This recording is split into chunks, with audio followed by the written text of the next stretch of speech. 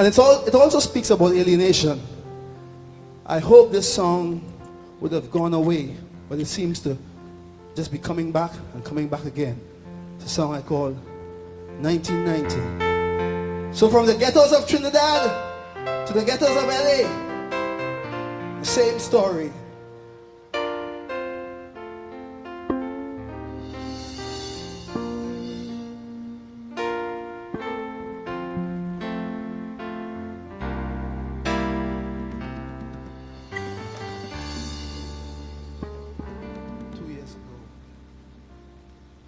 Nuclear warhead,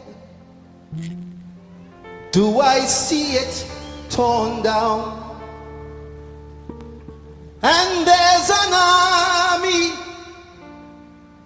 army in retreat. I see the old colonials of Europe now become united.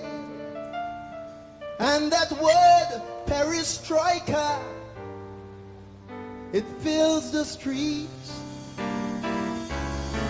I see the eagle sitting on the shoulder of the bear.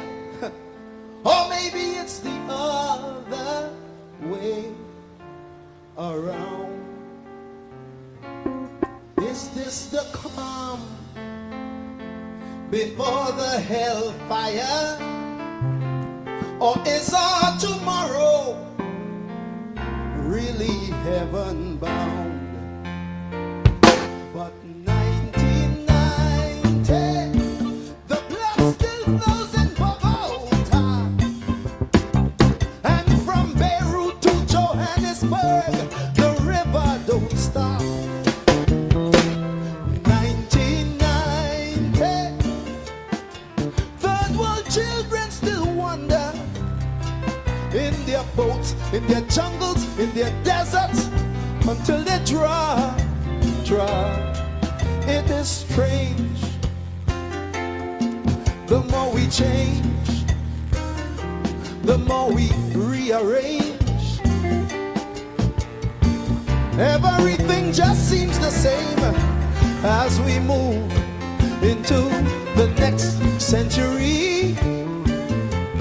1990, please make a liar of me. Oh, oh, oh. Oh, oh, oh, oh, yeah, yeah. Oh, yeah, ding, ding, dong. Oh, ba, de, be, de, be, be, be, be, ba, be, ba, ba, bo, ba, bo, ba, ba, be.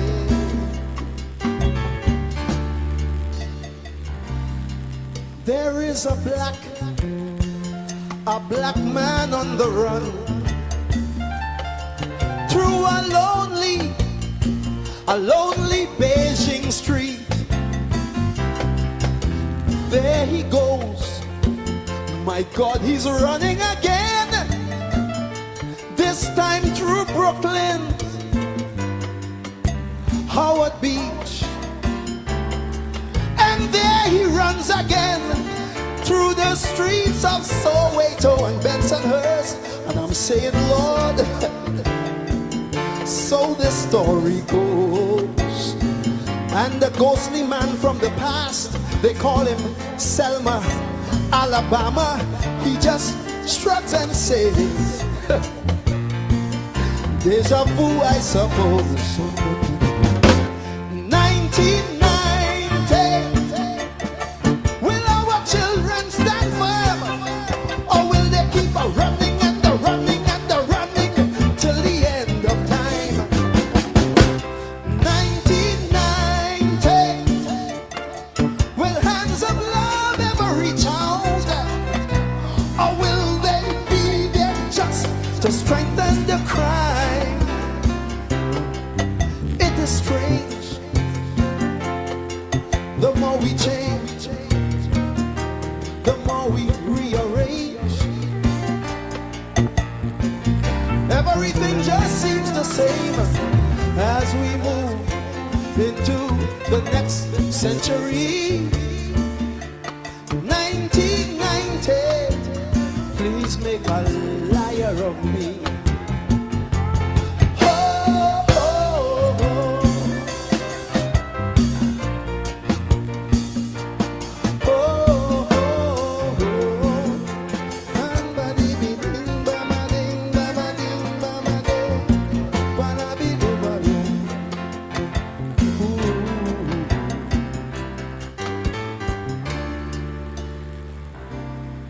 LA's burning down. It reminds me of Harlem and what's in the 60s. Same problem, same country, and King is still the name.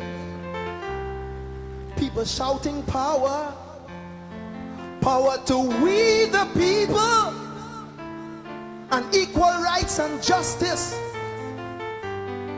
is still the game. I remember over 25 years ago, America stood up and said, this won't happen no more. Now you tell me, what have we become? Will the beast always defeat the beauty? Is this land just another house of the rising sun? 1990, will we see a tomorrow where our children will truly be free? 1990, is it joy, is it sorrow, as we move into the 21st century? I'm saying it is strange. The more we change, the more we rearrange, everything stays the same as we move into the next century. 1990, make a believer of me.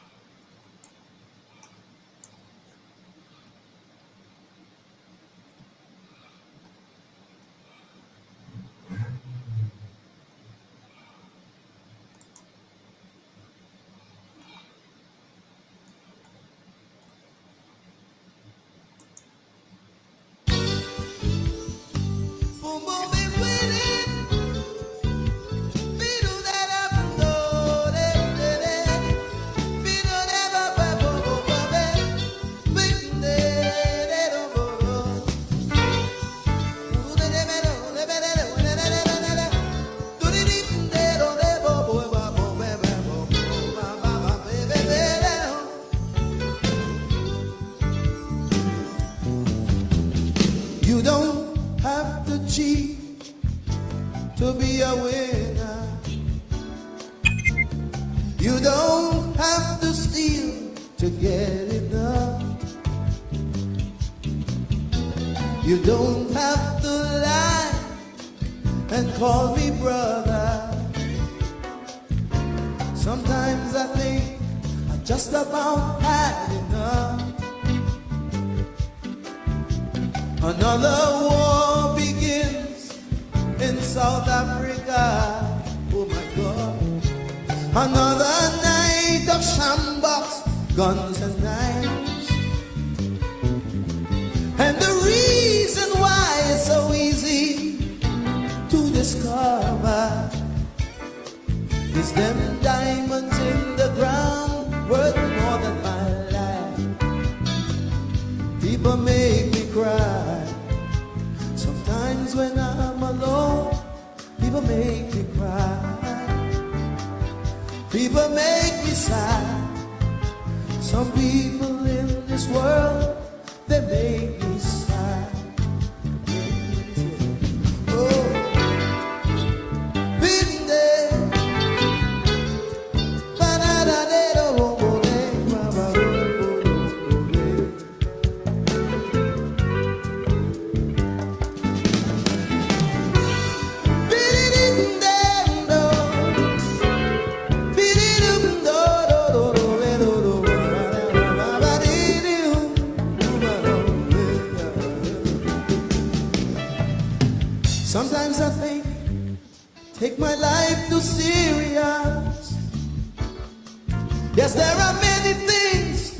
still don't understand. But you can't say for me that I am not curious. And it would make me happy when we all make a stand, yes. People make me cry sometimes when I'm alone. How I cry. People make me sad. Some people in this world, they make me sad.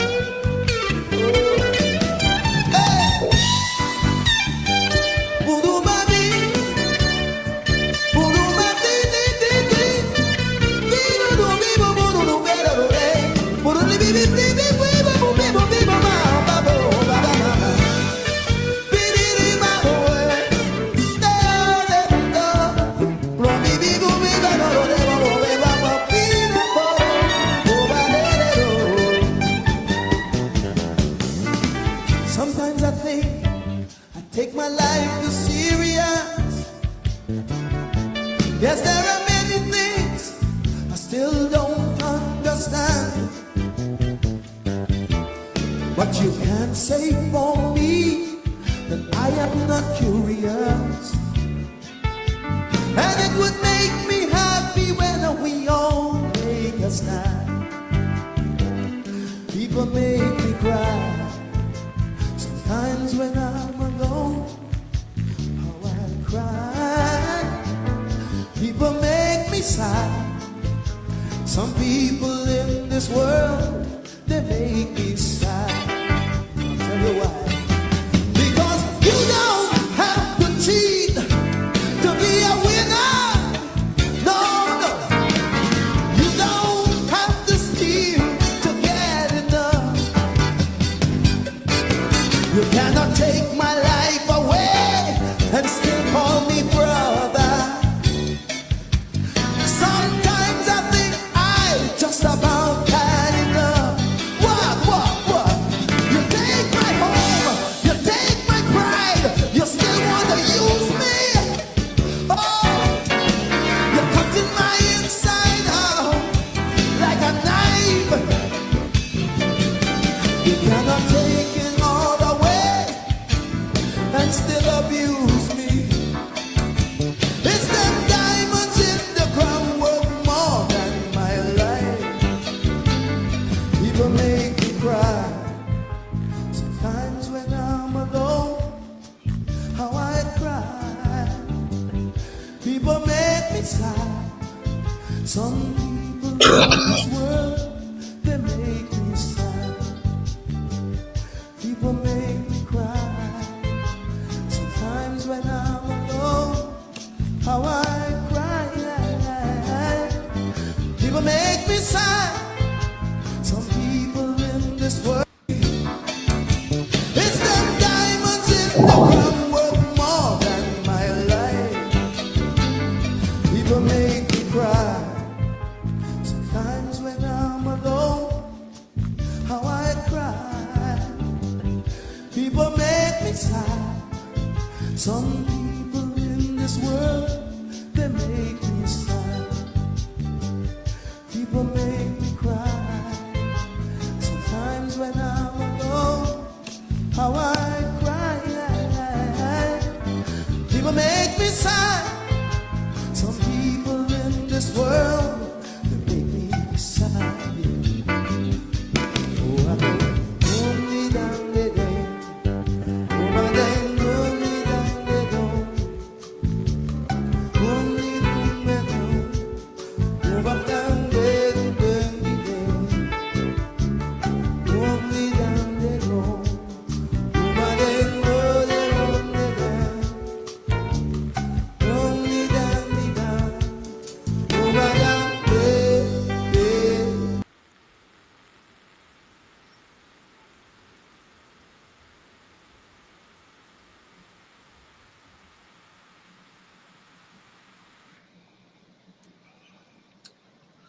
People make me sad. People make me sad. Happy New Year. We must as we must, say Happy New Year, happy 2026. When I die, put on my tombstone that I love the Caribbean. I love being Caribbean.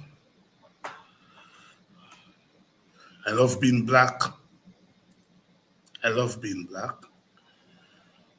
I love being West Indian. I love being Guyanese. I love being Guyanese. Tell it to the mountains that I enjoyed all my identities. Suppress none. Sometimes people make me sad. Sometimes my country makes me sad. But we come back always, because the mission is to make this world a better place than we met it. So many of us have not had the good fortune to express ourselves in the public space. And so some of us, with the blessings of God and the ancestors, must shout louder than we would have normally shouted.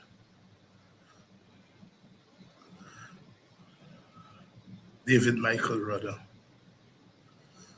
Love that brother. The philosopher, poet, the philosopher king of Calypso. Started tonight with 1990. 1990. Please make a liar of me. Rudder wrote that Calypso as we entered the 21st century.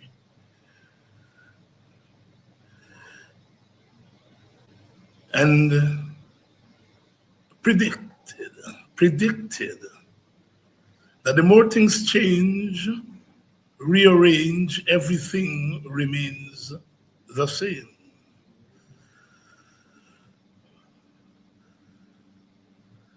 Waxing lyric. Now we know that one thing is inevitable, and that is change itself. And Rudder is arguing that despite the inevitability of change, for some sectors of the world and the society, everything remains the same. And he asks the world, please make a liar of me.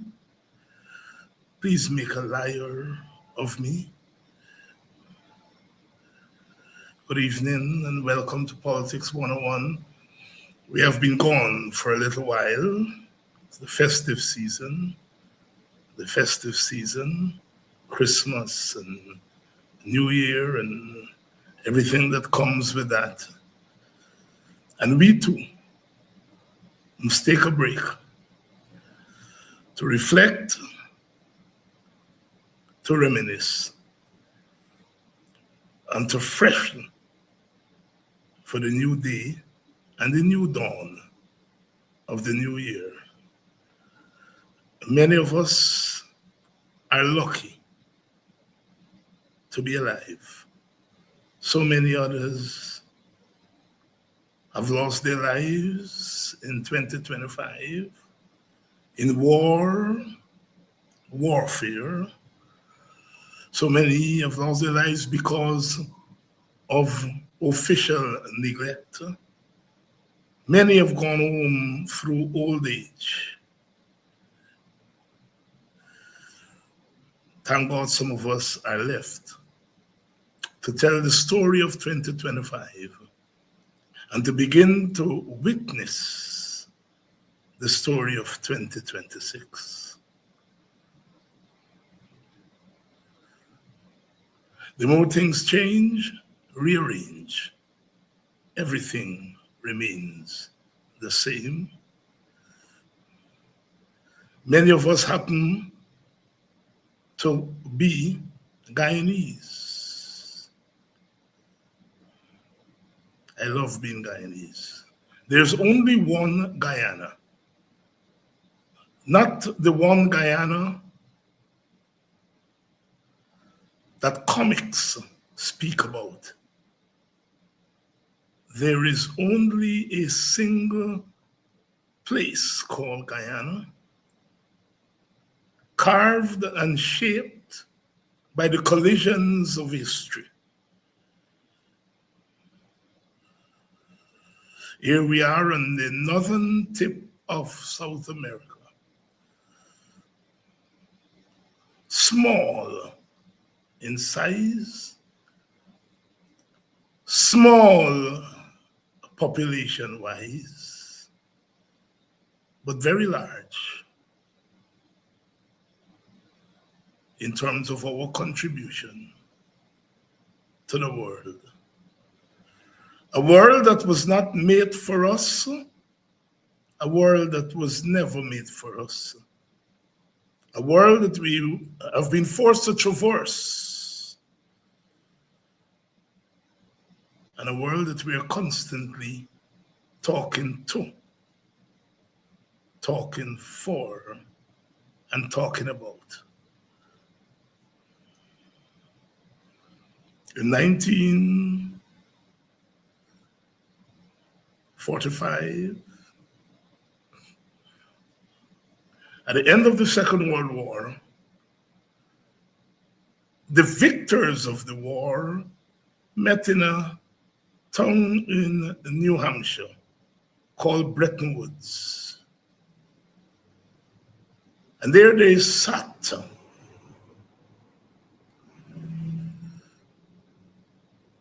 and very carefully chartered an order for the world, a new world order.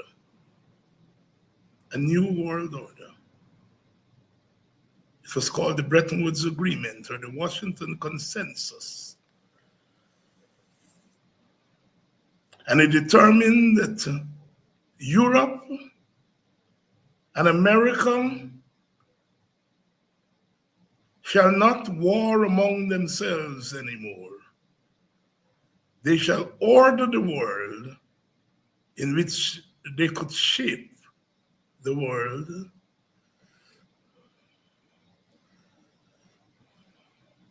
They created institutions to ensure that this new world order would prevail.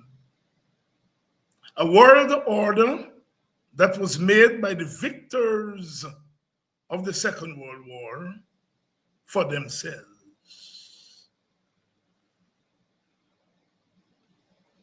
The Washington Consensus. A new world order that created new institutions.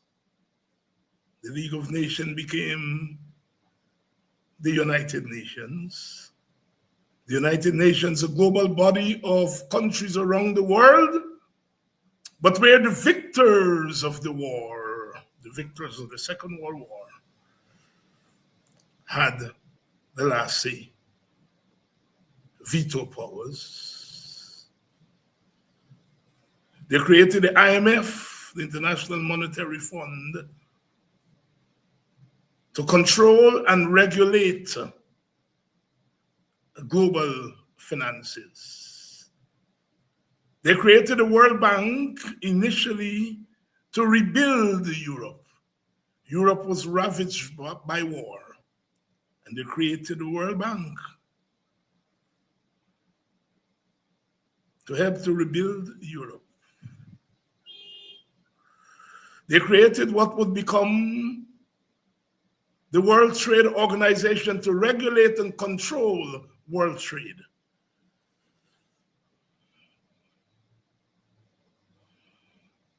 They created mega armies, NATO and Warsaw Pact,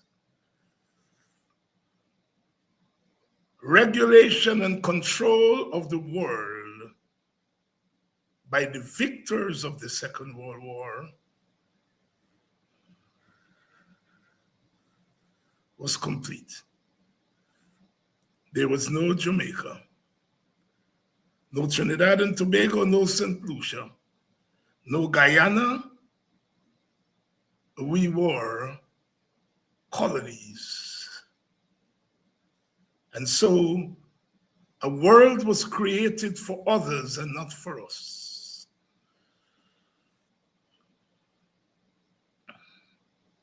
By the struggles of our people,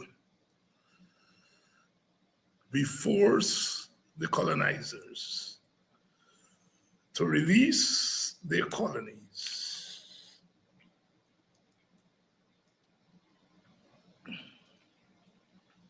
Independence came. Unfortunately, we didn't make it to independence as the West Indies Federation, unfortunately. But individually, our Caribbean got its independence. And we came into this world that was created in Bretton Woods, New Hampshire. A hostile world.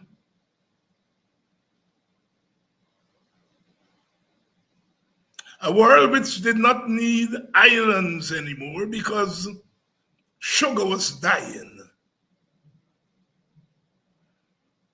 Europeans had found other things to sweeten themselves. And the death of sugar meant that we, the Caribbean, were coming into a world empty-handed. We came into a world with no armies. All we had were our minds. We came into the world with no nuclear weapons, but we confronted a world that was dominated by nuclear weapons. We came into a world without mega armies, but we were confronted by mega armies. We came into the world as expanded plantations, post-plantations, where the plantation had shaped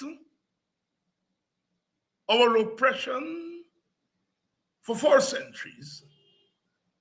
And today, at independence, the plantation was still there. Post-plantation societies in a hostile world that didn't need islands for sugar anymore.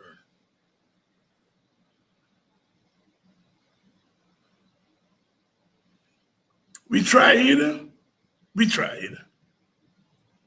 to turn plantations into nations.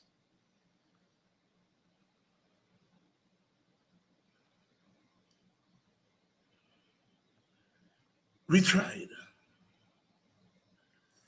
We came into a world with populations that were not formally educated.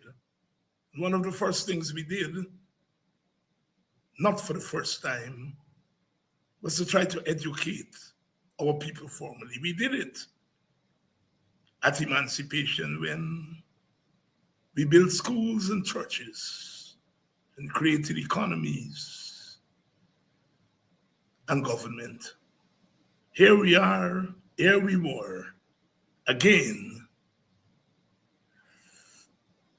having to do the impossible. We sought, some may say wisely, some may say unwisely. We sought to raise our hands and to raise our voices and to proclaim our equal humanity. Brother Bob says we are what we are And that's the way it's going to be. We try to shape a new way in the midst of prevailing powers. Which didn't want independence for post-plantation societies. In some cases, as in Guyana, the consequences of colonial expedition meant that people from different parts of the world were forced to share spaces, to share a space like Guyana, where only one could govern. We experience ethnic and racial civil war in Guyana. We came into a world that was not made for us. We try to extend the logic of freedom beyond the mere existence. In 1953, the British landed troops in then British Guyana out of fear that British Guyana would be free. Enemies of freedom for those who were once enslaved, snuffed out the promise of freedom by landing troops in Georgetown.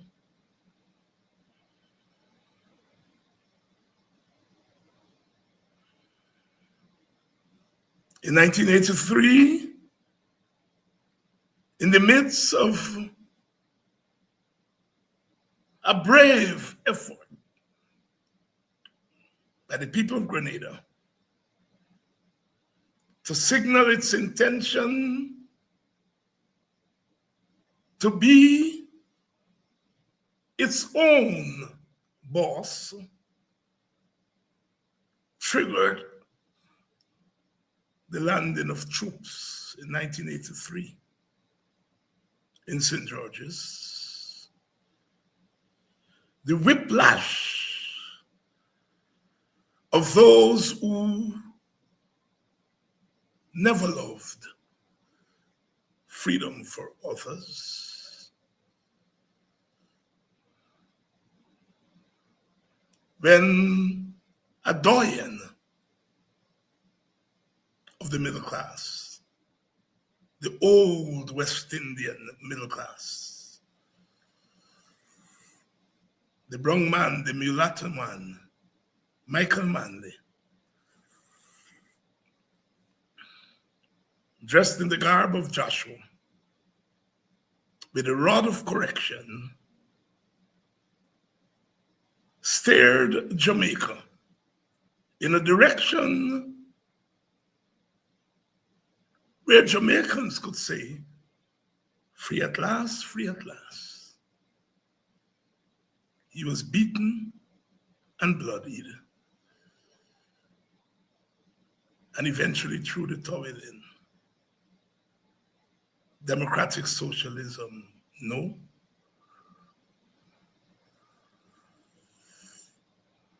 Amidst all of this, the Cuban people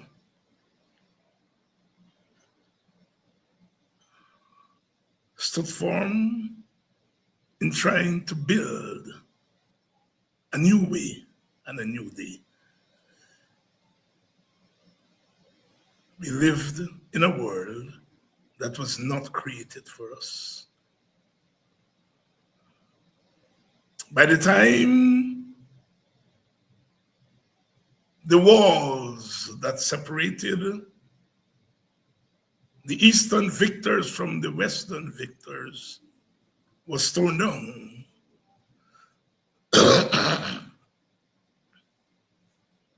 It was clear, crystal clear,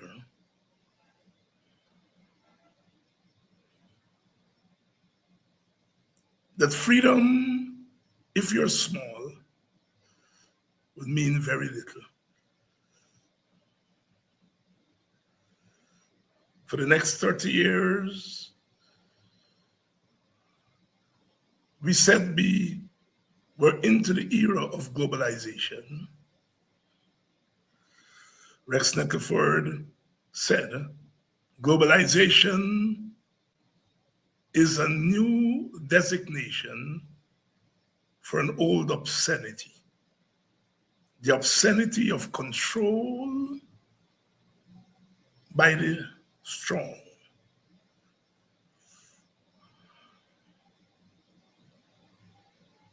And so today, here we are, closing the 2025 chapter and opening the 2026 chapter in the most dramatic way.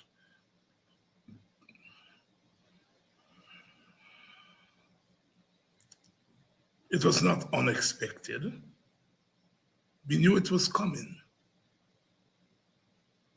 It was not overt. Sorry, it was not covert. It was quite overt. We knew that this chapter was coming. It was rehearsed.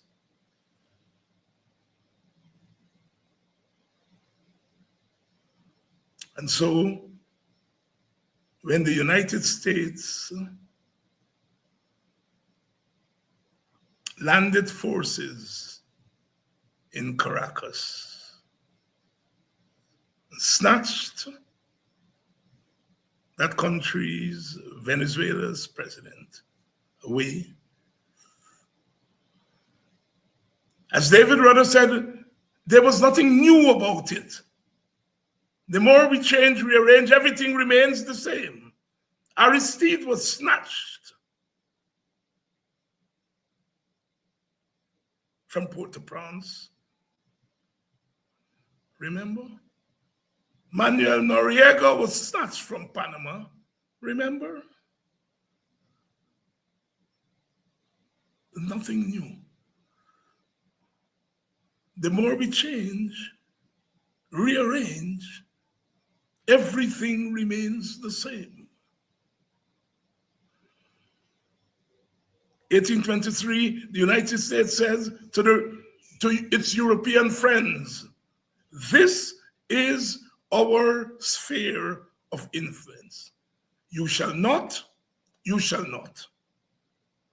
tarry here.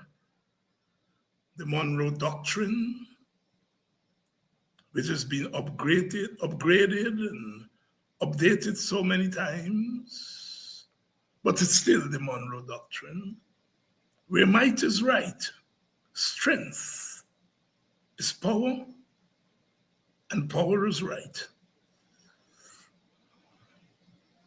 Those of us who cut our teeth in politics in the 1970s, the 1960s, and the 1980s, many of us were steeped in the politics of anti-imperialism, the right of countries to exist without interference from other countries, the right of each country to resist the might of empire, the right of each country to independently exist without fear of being stampeded.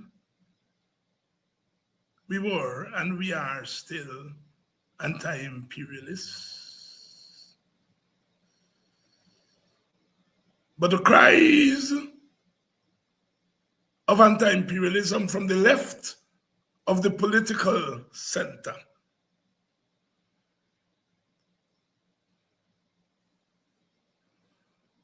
did not stop power from ultimately prevailing. rather ask in that song, must the beast always defeat the beauty? Must the beast always defeat the beauty? And so what happened in Venezuela was not surprising. Our anti-imperialism has matured. We have seen it. We have seen it so many times.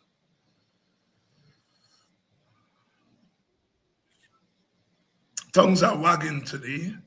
Everyone is commenting on what happened to Maduro and what it means for the Caribbean, what it means for Guyana. Many are hoping that the Americans would land troops in Georgetown and snatch away some Maduro-like authoritarians in Guyana.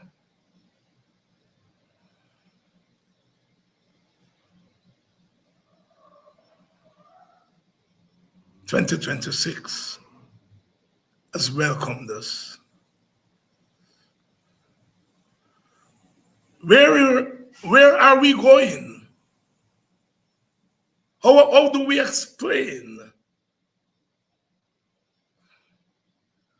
When they sat in New Hampshire, they sought to create a world that would insulate Europe from war. They created mega armies. Never again would European countries go to war. Never again.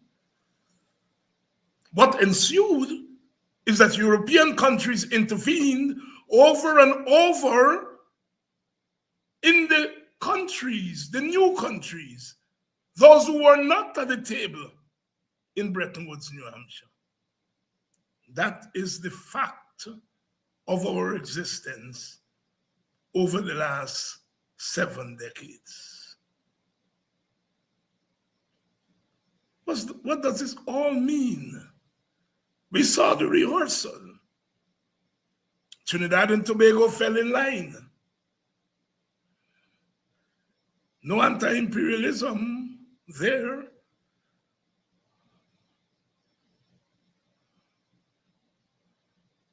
The rest of the Caribbean called for the zone of peace. Small voices calling for a zone of peace in their neighborhood. Is anybody listening? Is anybody listening? Guyana, perhaps the most unfortunate of the lot, nestled next door to Venezuela, a hostile Venezuela making claim to 2/3 of Guyana's territory. Where does Guyana stand in all of this? It was clear that Venezuela would be the theater of what I am referring to as the New World Order. I think we are witnessing the unfolding of a New World Order. We are making a transition from Bretton Woods, from the Washington Consensus, to a New World Order. The three superpowers, Russia, China, the United States,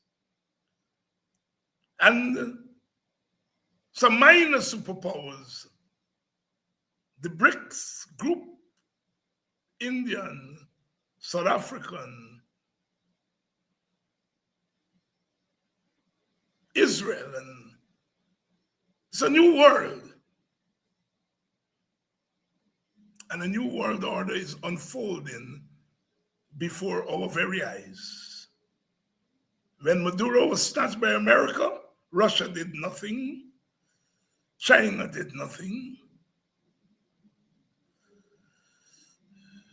It's a new world order. It's back to the principles of 1823.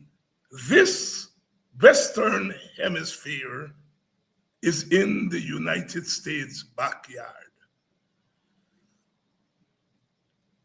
And it's chasing China and Russia out.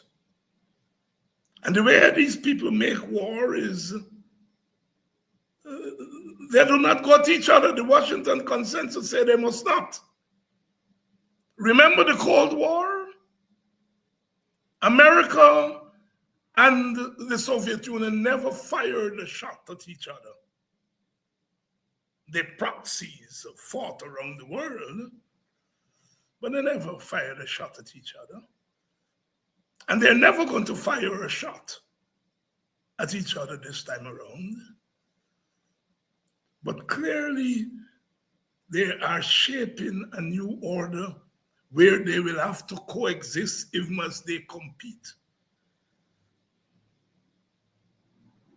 Maduro and Venezuela are mere collateral damage. They're props. The Calypsonian Valentino, so life is a stage, and we are the actors. And Venezuela and Maduro are actors, minor actors. Venezuela is the theater. The theater. What is unfolding is bigger than Venezuela and Maduro. I am taking us tonight to a place that we have to go, because trapped in our internal politics of St. Lucia and St. Kitts and Guyana and so forth, we often miss the larger world. Our own Guyana. In 2020, we were told to put aside the results of an election and have a recount, because the results seem flawed. And we recounted. But in the end, the big man said, use the flawed result that prompted the recount, not the result of the recount. Guyana was collateral damage. The troops did not land in Guyana in 2020 and took away Mr. Granger. But the results were the same. The results were the same. Venezuela is mere collateral damage. This is about Venezuela, but it is also about more than Venezuela. And we have to take our politics there in order for us to understand what is happening around us.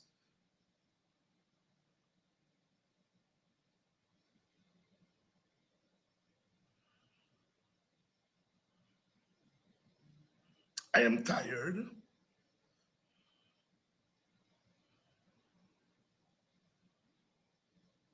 of being only an idealist. Idealism, yes.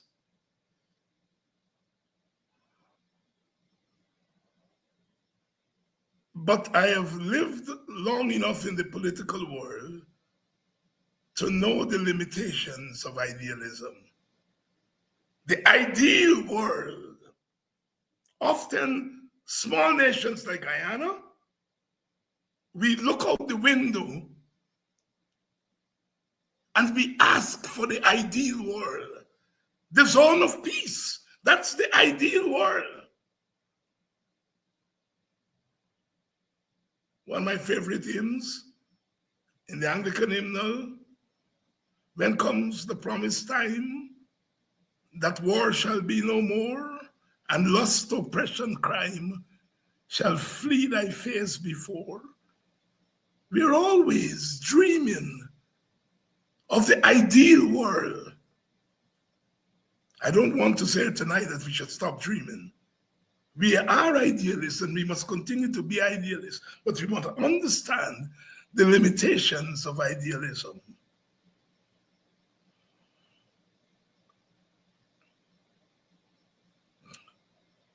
The ideal world is only ideal when those with the power to keep it ideal decide to. When those with the power to disregard idealism decides to do so,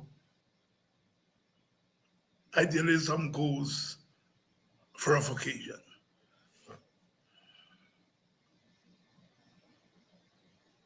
We in the Caribbean, we in Guyana, we do not have the capacity. But let me take that back, because maybe we do have the capacity. We don't have the capacity. We don't have the scope. We don't have the leverage to determine what happens in the world, what happens in our own countries. Let's get that straight. We vote every 5 years. And we say, oh, look what Win has done. And look how the APNU is destroyed. And the PPP has a landslide. And all of that has very little to do with us Guyanese.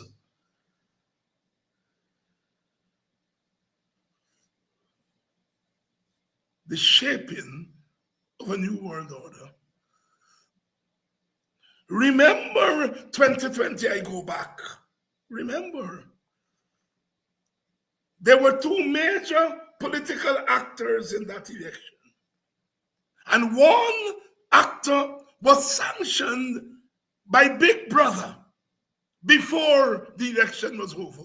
You know, you fight an election, the elections are over, you say, Maduro, you lose the election, but you declare yourself a winner. So we sanction you, as they did. In Guyana, they didn't wait for the election to be over. They said to one of the actors, you are the loser. And before the elections are declared, we will sanction you. The New World Order. Is anybody listening? Is anybody listening? The New World Order.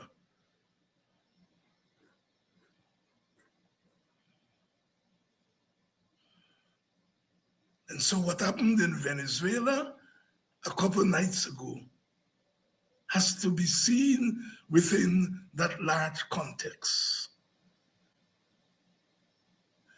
You know, there are tools of analysis.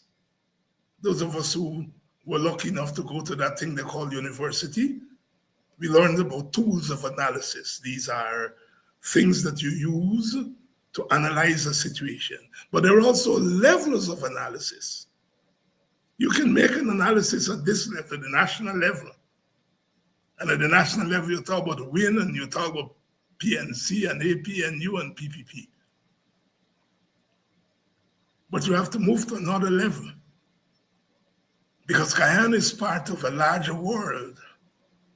And you have to make an analysis at that level.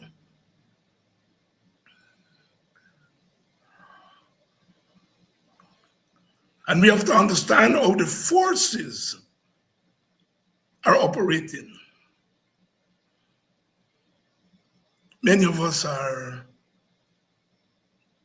talking about Trump and the Trumpian style, and Donald Trump goes in and he himself say, you know, he personalizes what happens there. But what happened there is not a personal Trumpian thing. What happened in Venezuela is a larger global systemic effort to signal to the rest of the world that this is how it's going to be. The American military was behind Trump.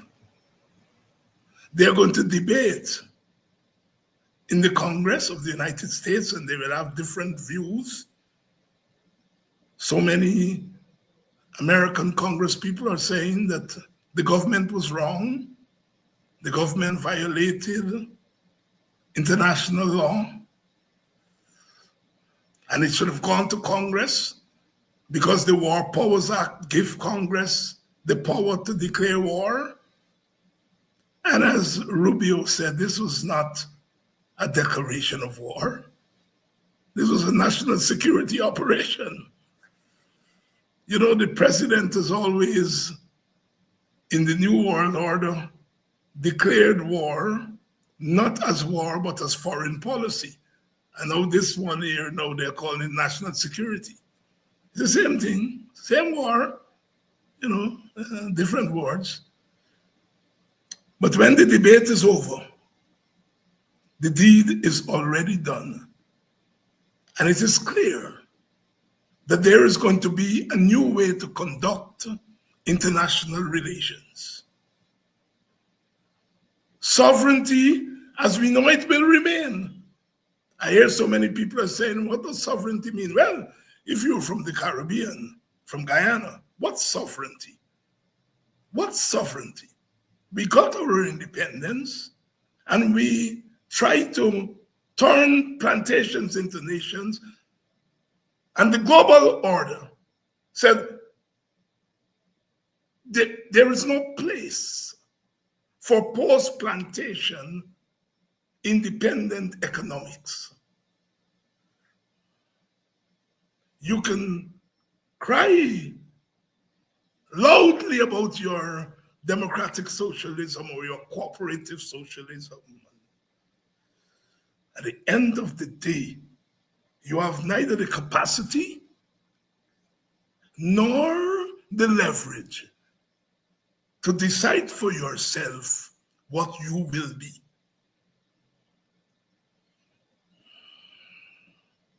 Certainly not in economics and in politics.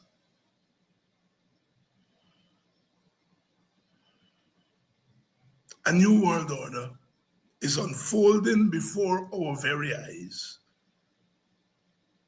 And we small countries are on the periphery of that order. On the periphery of that order. Guyana has oil, about 30 billion barrels. That's a lot for a little country like Guyana. And one would think that with oil comes leverage. Maybe in the case of Saudi Arabia, oil brings leverage.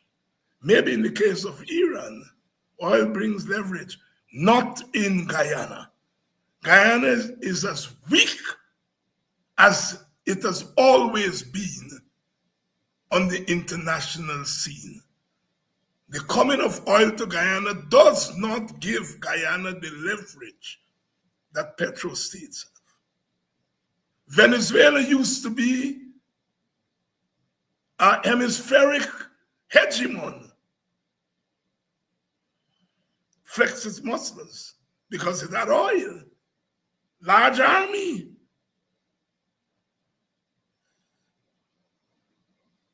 Beat up on Guyana. Today, it is brought to its knees. It's no longer the regional hemispheric hegemon that it used to be. America is saying to us, the Western Hemisphere is in our pocket. It used to be in our backyard. We bring you out of the bed, we put you in our pocket. And we shall determine what happens inside your country and outside your country. I think that Donald Rumsfeld used to talk about the known knowns and the known unknowns. Well, the known known is that America is the greatest and most powerful country in the Western Hemisphere and perhaps in the world. And it can break, and it does break, any law it wants to. Nothing is new about that.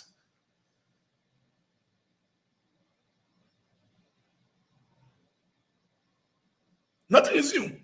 No United Nations, no international court will stop a powerful country from doing what the United States is doing right now.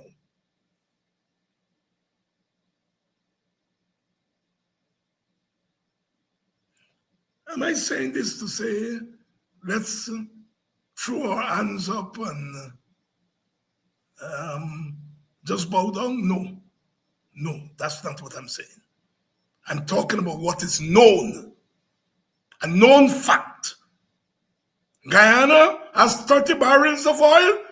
It got 5,000 people in an army.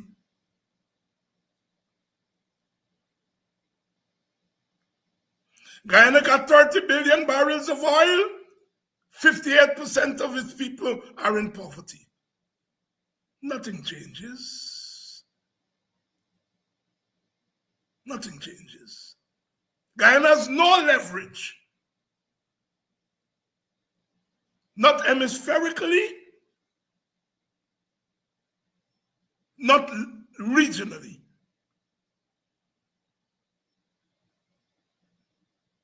What does Guyana do?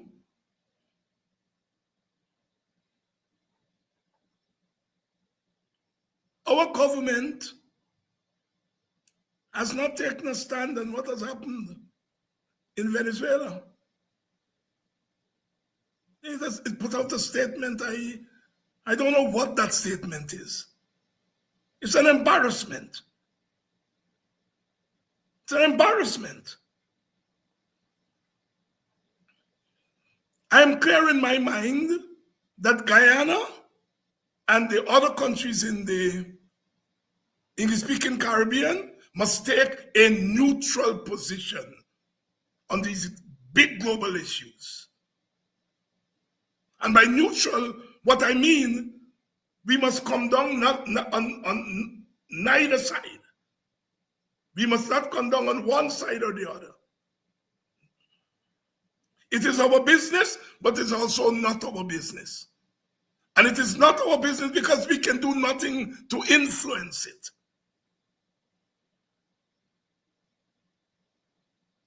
And so I am arguing that Guyana should take a neutral position here.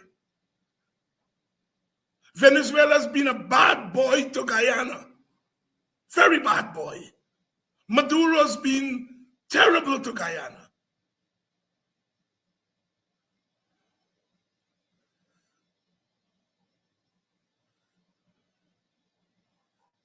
The United States has intervened in Guyana. When the British landed troops in 1953, it was at the origin of the United States. The United States has influenced regime change in 1964. In 1992, in 2020. So we know in Guyana about what the United States can do.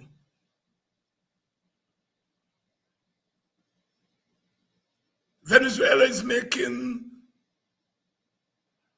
universal claims to Guyana's land. And by universal, I mean all of them.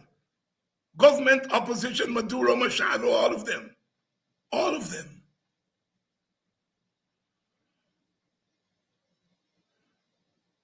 If we celebrate regime change, from Maduro to Machado, Machado is more hawkish on Guyana's territory than Maduro.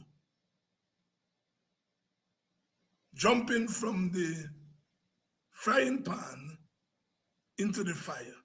Keep our mouth out of that regime change nonsense if we're Guyana.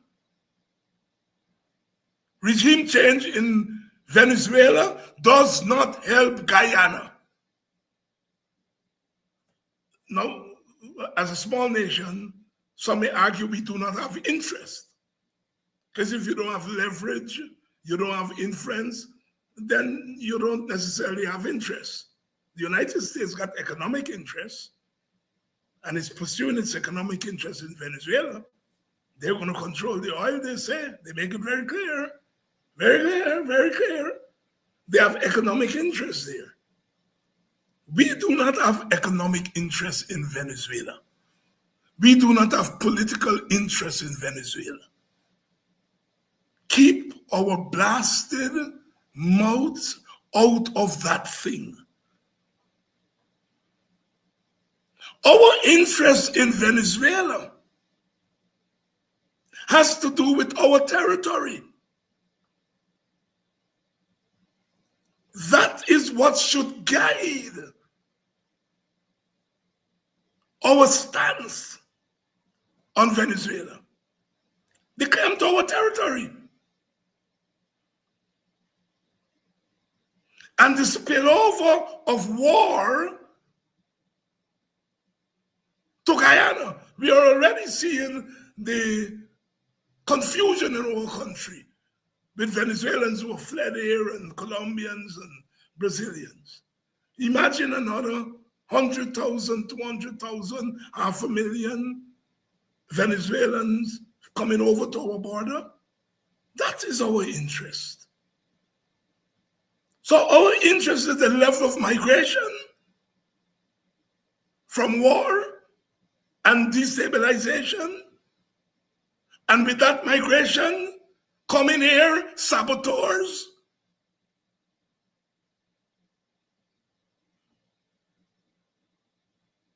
And I said our other interest is the territorial claim to our land. Those are the two things that ought to guide us. I wish that we can go on a soapbox and say, oh, bad regime changes. Of course regime change is bad. But that's not Guyana's interest. Regime change in Venezuela does not affect Guyana positively.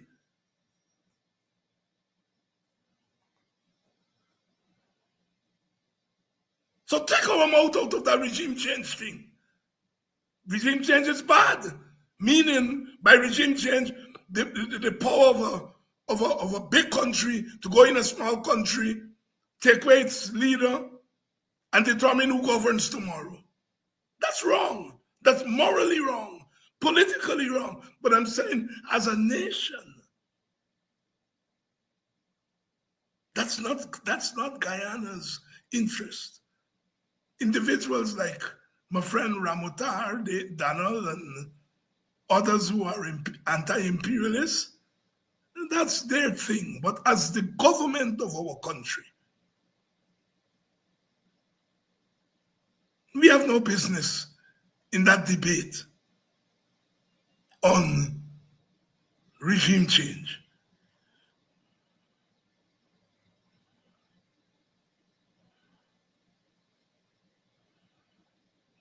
What is happening there?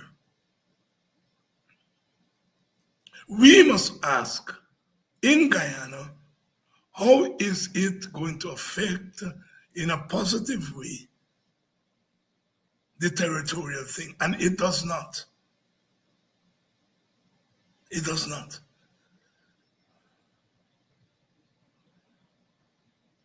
But if must we have those interests in what's happening in Venezuela, we don't have the influence to determine what goes on there and what the outcomes are. We don't have the leverage. We are not at the table. We are not at the table. And that is why I'm arguing that Guyana should take a neutral position. Shouldn't support the Venezuela side or the American side. But neutrality must not mean that we just shut up and allow the wind to blow us anywhere. We must stand for something as a nation.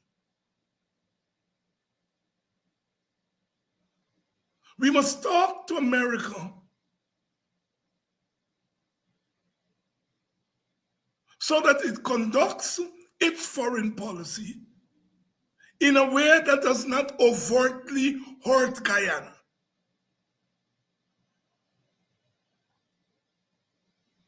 You know, during the Cuban Missile Crisis in 1962, that was the closest the Americans and the Soviets came to war, when missiles were discovered in Cuba, and the American government was urged by the generals to bomb the hell out of Cuba. In the end, they didn't have to. The Soviets removed the missiles, and the Americans had some missiles, I think, in Turkey, and they removed them. Years later, at a conference, Fidel Castro was asked if he would have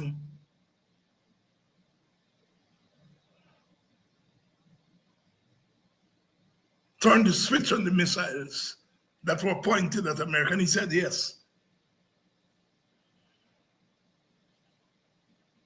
The Venezuelans, under duress and the manners in by the United States,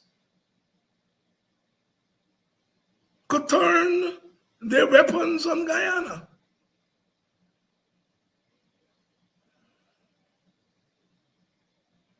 Guyana is not going to be able to defend itself. And so it is not in Guyana's interest to antagonize Venezuela.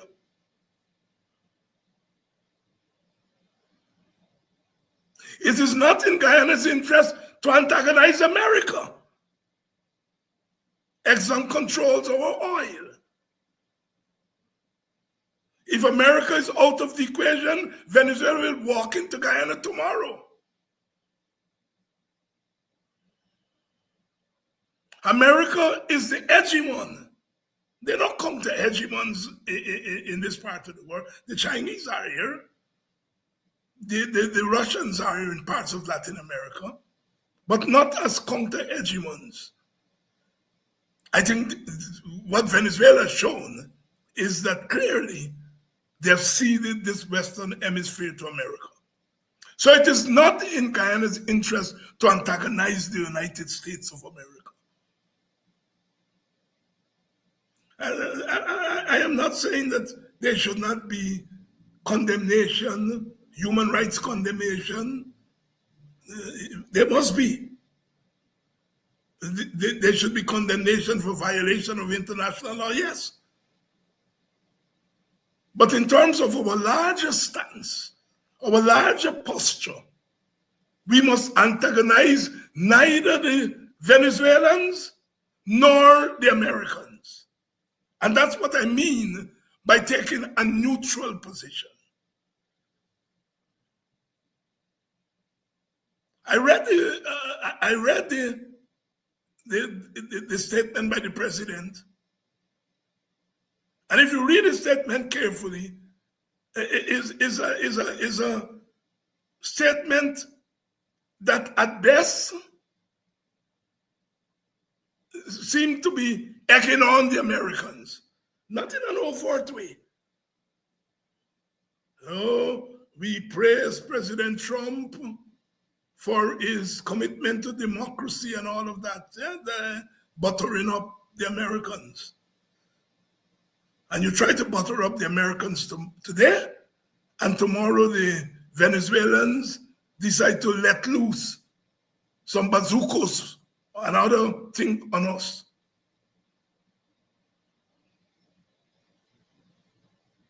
Clearly, the Americans are our friends. Clearly, that is clear. Where we find ourselves as a nation, the Americans have to be have to be our friends. But America is not going to confine its foreign policy to its friendship with Guyana. America's friendship with Guyana is low down on the priorities of American interests. Let's get that very clear.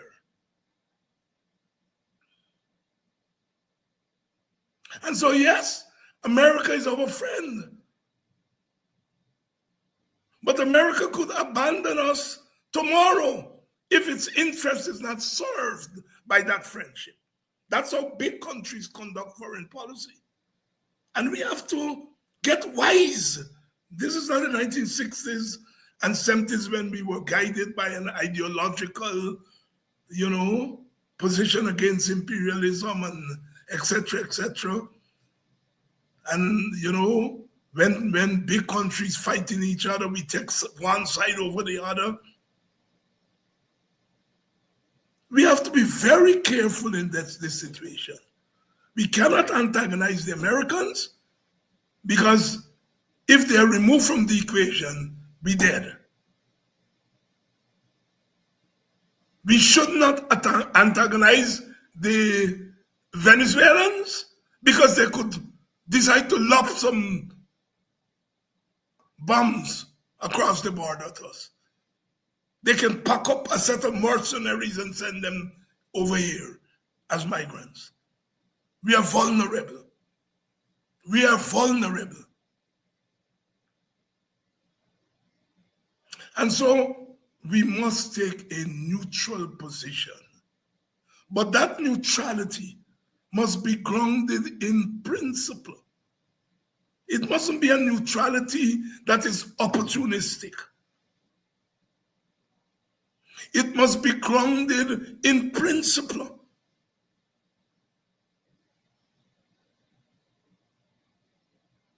In the ideal world, this is what we stand for.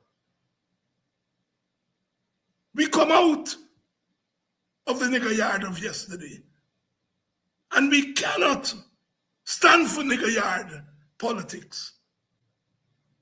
In the ideal world,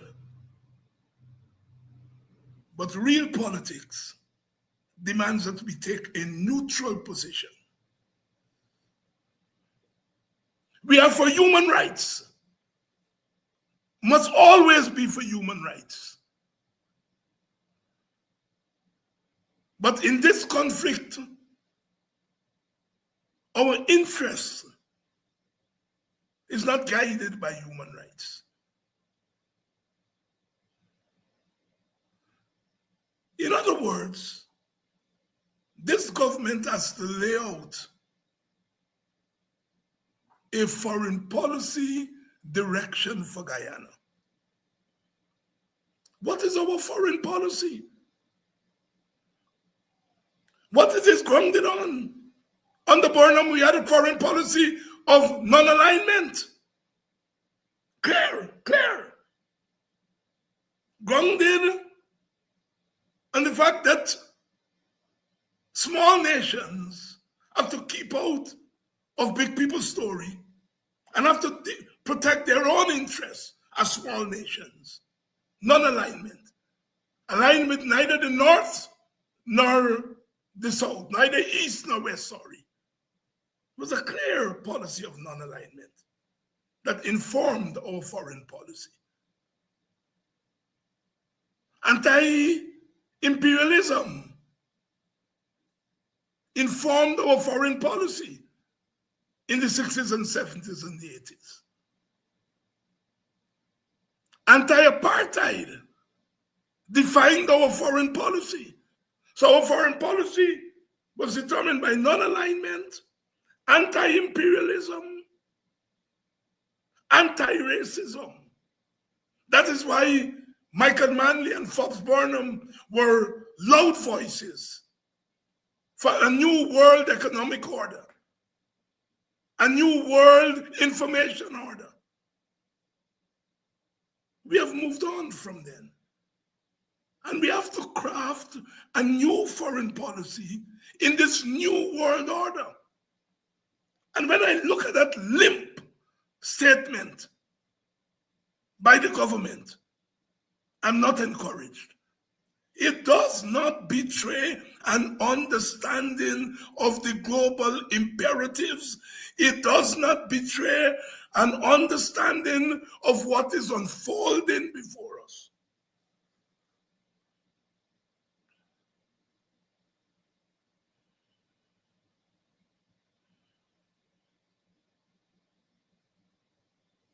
Our neutralism, the neutralism that I am calling on our government to adopt, is a nuanced neutralism, one that is guided by protection of our economic and territorial interest,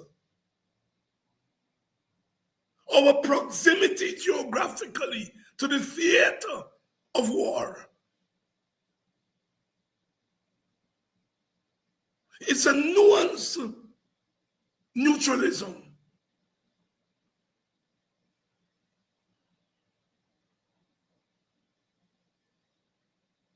Because we are caught in between and betwixt. No.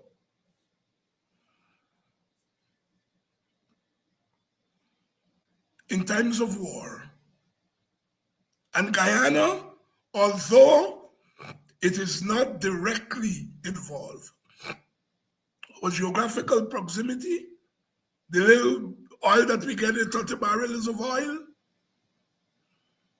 our territorial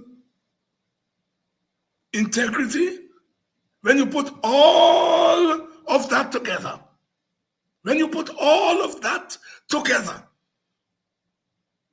it's as if we are at war, a cold war. How are we going to survive?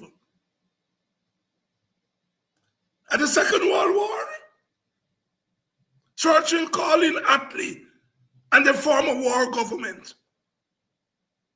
Guyana cannot negotiate what is happening. I say what is happening because the capture of Maduro is not the end of the story.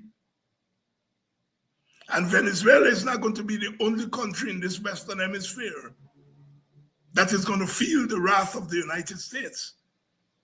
This is the beginning of a new order. What is Guyana's stance? I'm arguing for a nuanced neutralism. I'm arguing for a statement of principle, our continued commitment to the zone of peace, our continued commitment to a place for small countries where they can be sheltered from the ravages of the foreign policy of a big country.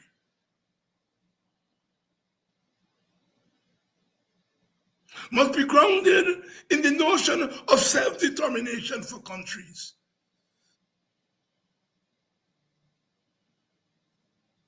Must be grounded in a synthesis of foreign policy imperative and domestic imperative. What do I mean?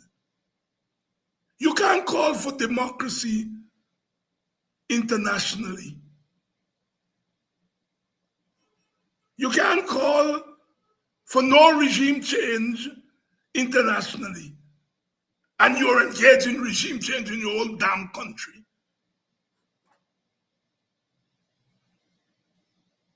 The PPP is the benefactor of regime change.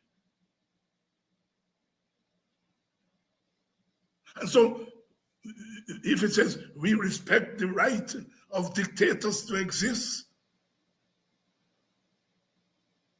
then that has something to do with what's happening in your own country. It's not my business whether Maduro is a dictator. That's not my business. That's the business of the people in Venezuela. I deal with my dictator here at home. So whether Maduro is removed because he's a dictator, don't bother me. That don't bother me. I'm concerned about my dictators at home. And I would rather remove my dictators at home myself, meaning we Guyanese.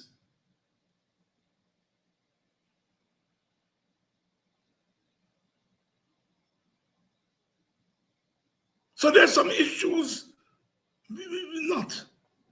But that limp statement by the government doesn't offer encouragement to Guyanese. And we are in a precarious position.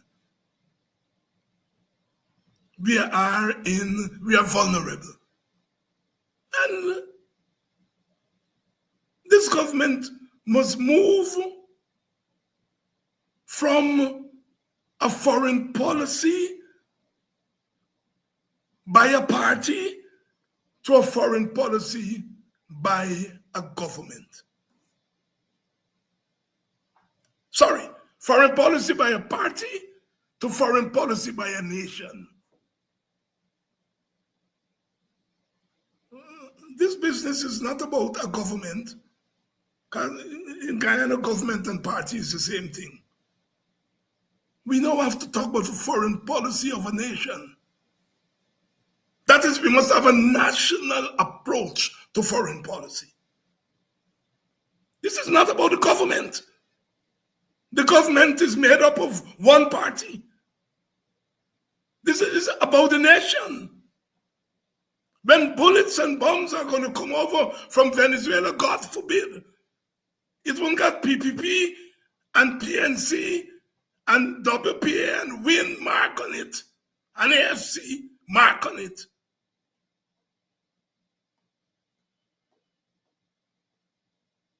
Our government must get off its rear and realize that the nation is threatened. And when the nation is threatened, the nation must respond. If half the nation doesn't trust this government to govern them, are they going to trust the government to defend their interests as a nation? No. We need a national approach. A national approach. What a national approach does is that it brings ideas together in one place. We don't have a big army. We don't have nuclear weapons. We don't have big set of conventional weapons. And in international relations and foreign policy, when you don't have those things, the next best thing is your ideas. Your ideas. Your ideas now have to become weapons of protection. It's your ideas that's going to determine how you navigate this nuanced situation. And we have to navigate it. This is not about whether you like America or not. We don't need to antagonize America. Whether you like America or not, that's your personal politics. It may even be your party politics.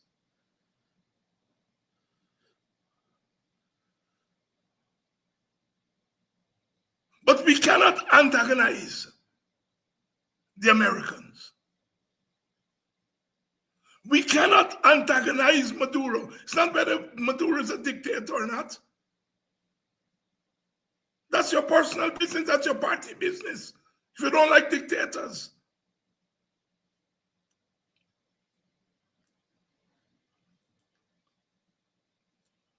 You may like Maduro and the Venezuelans for what they did with their oil, the Petro-Caribbean, in helping the English-speaking Caribbean with cheap oil. But as Guyanese, They didn't help we with cheap and they want me land. That is a known.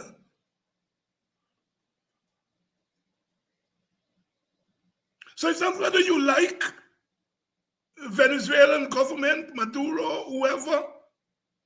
The fact of the matter is that if we go out of our way to antagonize the Venezuelans in a fit of revenge for what the Americans are doing to them, they could harm us. Delicate situation. And it mustn't be guided by emotions. Emotions are a good thing, eh? The world will not be the world without emotions. So I'm not anti-emotion, but I'm saying emotions alone.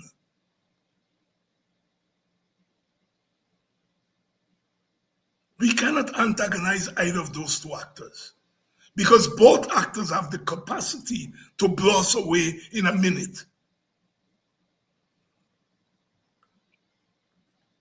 And the assumption that the Americans are at Venezuela's throat does not necessarily mean that if the Venezuelans try to harm us, the Americans will necessarily come to our rescue.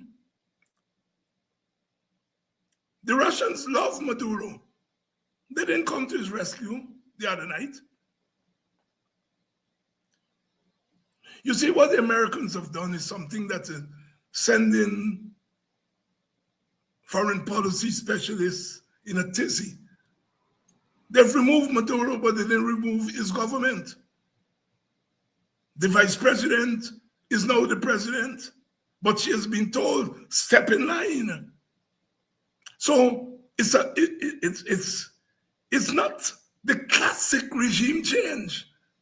It's not the classic regime change. Eventually, the Americans will engineer the Machado lady. They will say you have to hold elections. And we know they will bend up the elections. And the lady going to eventually get into power, the opposition lady. That's my prediction. But it is not just straight regime change where the government is toppled. They've weakened the government and they've brought the government in line.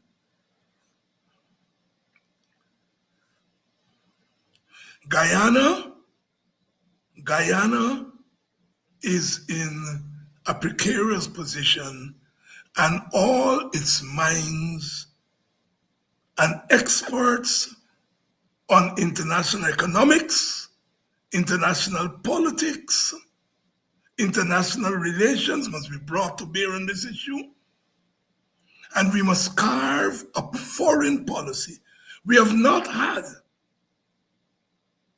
a foreign policy direction since the Burnham foreign policy era.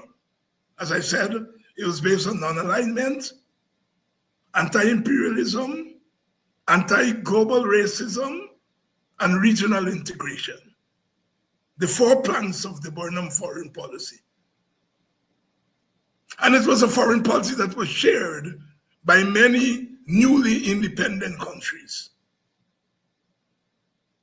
Pursuit of global equitability in economics, in information, in politics. It was a comprehensive foreign policy. Since those days, we have not had a coherent foreign policy direction. Because we could have argued that we were not players, and we still are not players. But we are in the neighborhood. So we may not be a player in what's happening, but we are affected by it, and we must have a policy to it.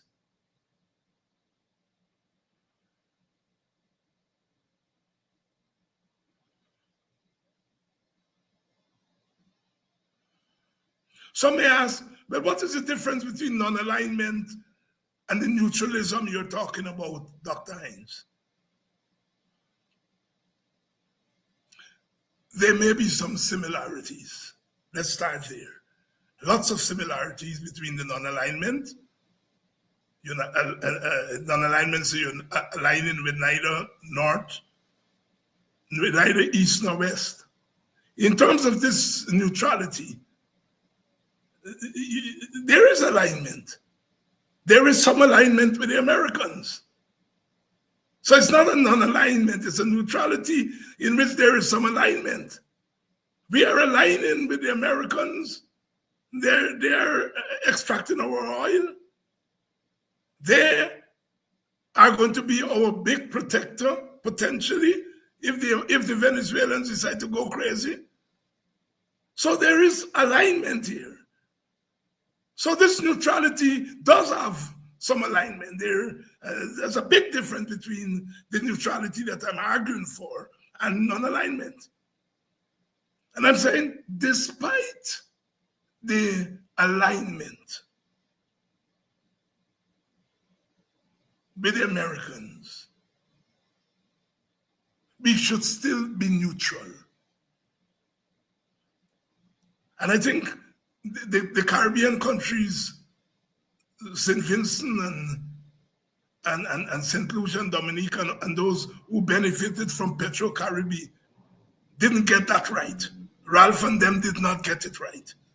That you could be grateful to Maduro and Venezuela for giving you cheap oil, but when it comes to your sister's territory in Guyana, oh no. Oh no.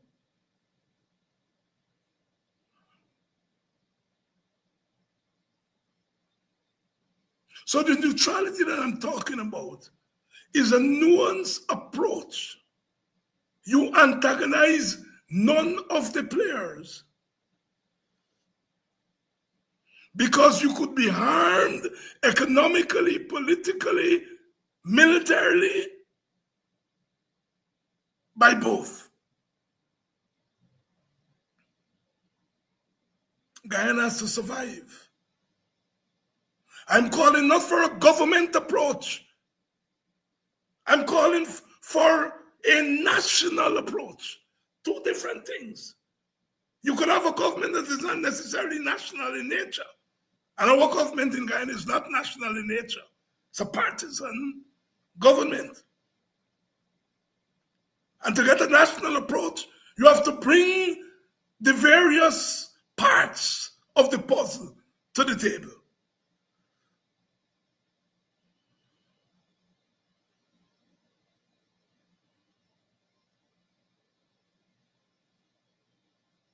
So we must have a national approach, not a government approach. A national approach. Ultimately, if you bring together the opposition parties and the government to carve out a sensible foreign policy, ultimately it is the government of the day that will have to carry out the foreign policy. So it's not taking over the government function, but it's giving leadership to the nation on the matter. We do not know what will happen tomorrow. We do not know what will happen next week. Venezuelans could come pouring over the border. That is an issue in itself that we have to deal with. I don't know that our country, sociologically, politically, can deal with that. Economically, we may be able to, because we got oil money. And we could be able to deal with the economic needs and the economic imperatives of mass migration from Venezuela. But politically, we won't think, are they going to be voting? Who they're going to be voting for? How they will affect elections? So politically, we don't have a policy to migration. Sociologically, when you put ethnic groups together in one place, especially the immigrant populations are coming, it's going to be the natives versus the immigrants, fraught with danger. And we have not worked out a migration policy. How to deal with mass migration. And this is not migration that is willing migration. A lot of the migration is forced. People are coming from Venezuela fleeing hardship. Forced migration is different from voluntary migration. These are things that we have to work out. What is our policy? We have none.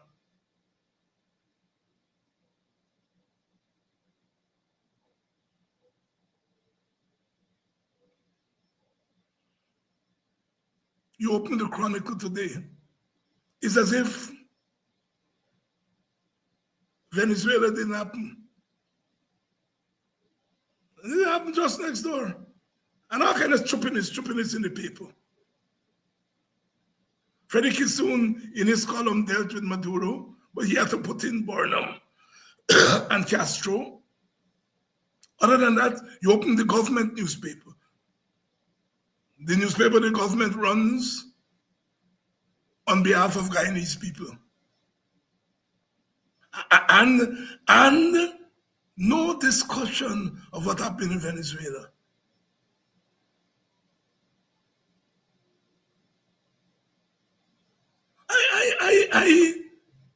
If that is informed by the fact that the government doesn't want to offend Venezuela, doesn't want to offend Americans, I am with you on that because that's where I stand.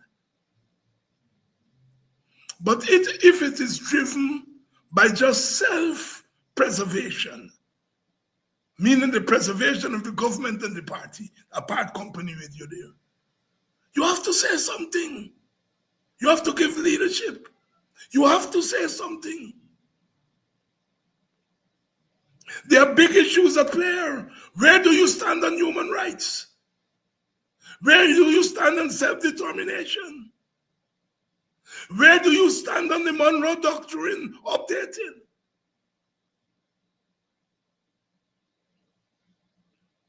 Here is where we stand. But here is our policy in spite of where we stand. You see, you have to be nuanced. You don't get head just to wake up.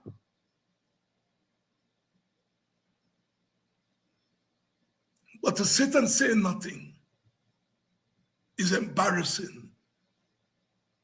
This is not the Guyana of Forbes Burnham, who was a colossal in status international relations. This is not the Guyana of Walter Rodney, who was a colossal in academic and intellectual international relations. This is not the Guyana of Rashleigh Jackson, one of the early shapers of Guyana's foreign policy and an actor in implementing foreign policy. This is not the Guyana of Ayusi Kwayana, who was the author of Guyana's foreign policy towards Africa. The pioneer. The Burnham government carried out the policy, but it was Kwayana who influenced the origins of that policy. This is not the Guyana of Clive Thomas,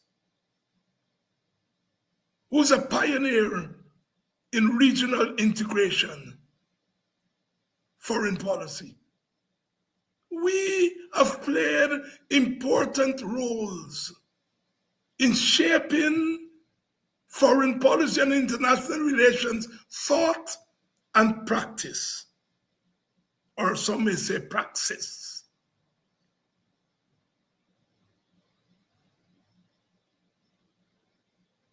And we have a government in which things are unfolding before our very eyes. And it is not even encouraging analysis, introspection, of what is going on. Shut its mouth. Neutrality does not mean Muslim. Neutrality does not mean Muslim. Doesn't mean you muzzle yourself. What it means is that your policy is guided by your interest. And the policy that comes out of your interest must not violate the fundamental principles on which you stand. The zone of peace must remain. It may be hollow because it doesn't prevent America from doing anything. But as a principle that guides our world outlook, the Caribbean as a zone of peace. We are safer in the Caribbean when there is no war. We are safer in the Caribbean when there is no war on our doorsteps, the zone of peace. All we have ultimately are our voices. And we must use them sensibly. Sensibly.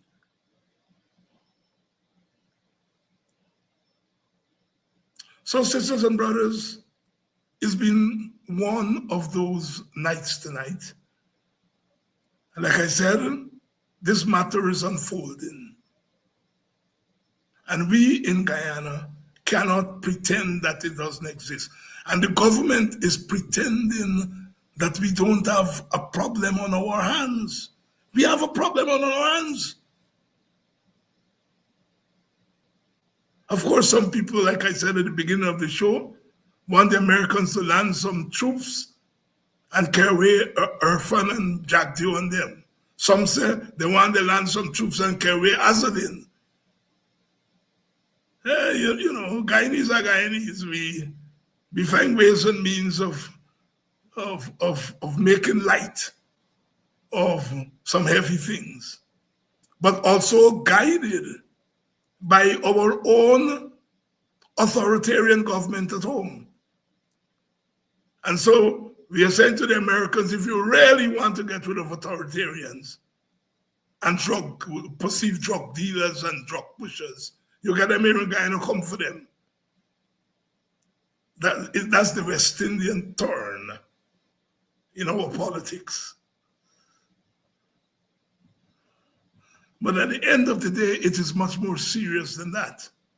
It is much more serious than that. And we have to work it through.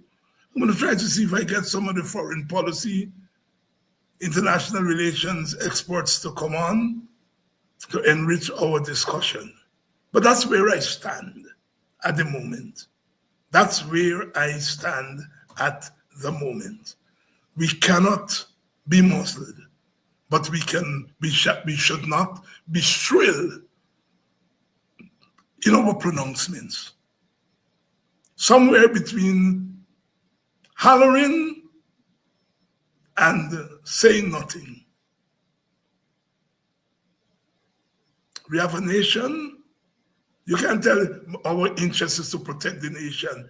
With your mouth, just to protect the nation, you must give the nation hope. You must give the nation a sense that you know what's going on. You're on top of things.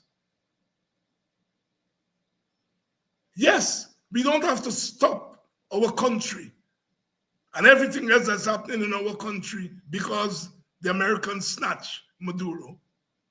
We don't have to. But we cannot ignore it as a trivial thing or that it doesn't exist. In case you're joining us late, Happy New Year. 2026 has started gingerly from a political standpoint. And we shall see. We shall see. I'll see you all tomorrow night, when I'm sure we will continue this discussion. I hope that we have offered some clarity. I hope that we have offered a new perspective to the discussion that's happening around us. And I hope that our government will act mature. It has an opportunity. Nobody wants to usurp their power. But we're saying, when you are faced with the kind of situation that we are faced with, and our vulnerability, you have to reach for something beyond your narrow confines.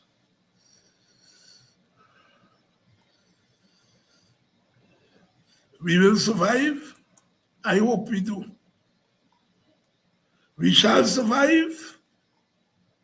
I hope we do. Because ultimately,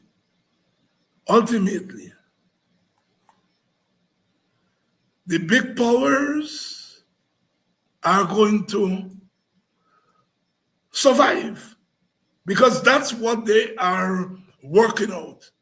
Their own survival. Their own survival.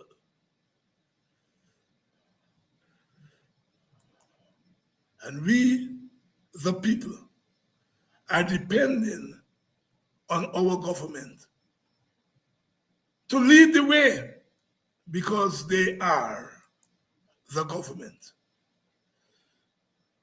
I shall see you all tomorrow night.